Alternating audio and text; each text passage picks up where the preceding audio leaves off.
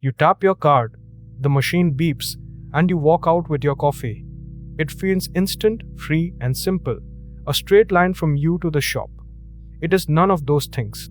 In the 2 seconds behind that beep, your payment sets off on a surprisingly long journey to a chain of companies you have never heard of, each quietly taking a slice. The comforting picture is that your money went straight from your account into the cafes. It did not. The card networks have built an elaborate relay, and the beep you hear is not the money arriving. It is merely a message, a request, racing off to ask a single question: is this person good for it? Follow that request. It leaves the shop's terminal and goes first to the shop's bank, the acquirer. The acquirer hands it to the card network, the Visa or MasterCard rails. The network passes it to your bank, the issuer, which checks your balance and either approves or declines. Then the yes races all the way back. 4 parties, a fraction of a second, just to say, allowed. And here is the first surprise. At the beep, no money has actually moved. That was only authorization, a promise, a hold placed on your account. The real transfer, called settlement, happens later, quietly, in batches, hours, or even days afterwards. The moment you feel as instant is really 2 separate events, and you only ever witness the first. I find this worth pulling apart, because we treat card payment as a free, frictionless act of nature. It is neither free nor frictionless. It is a business, an enormously profitable one, and every one of those parties in the relay is paid for the half second they were involved. The only real question is who pays for it.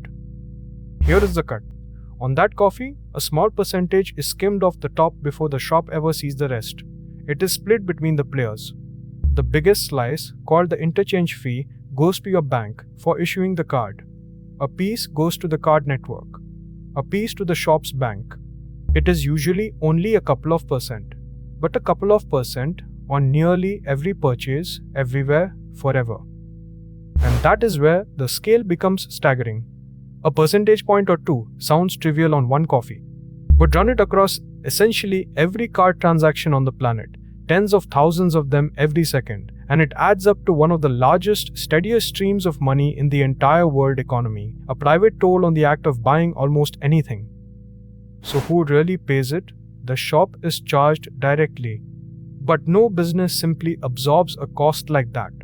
It is quietly baked into the price of the coffee, which means everyone pays it, including people paying with cash who see none of the benefit. The fictionless tap has a price, and it is folded so smoothly into everyday prices that almost nobody ever feels it. And here is what I find quietly irritating. The convenience is real, but so is the grip. The networks sit in the middle of nearly all spending, largely a duopoly, and shifting off their rails is extraordinarily hard. Newer public systems in some countries have started to route around them, but for most of the world, that small toll on every purchase remains one of the most durable ever built. Which reframes the simple beep entirely. It is not a straight line from you to the shop. It is a fleeting negotiation across a private network, a promise now and a transfer later, with the toll collected in between, on a scale almost impossible to picture. The most ordinary act of modern life turns out to be one of the most lucrative. So the next time your card beeps and you walk away, remember the hidden journey. Not money moving, but a message racing through 4 companies and back.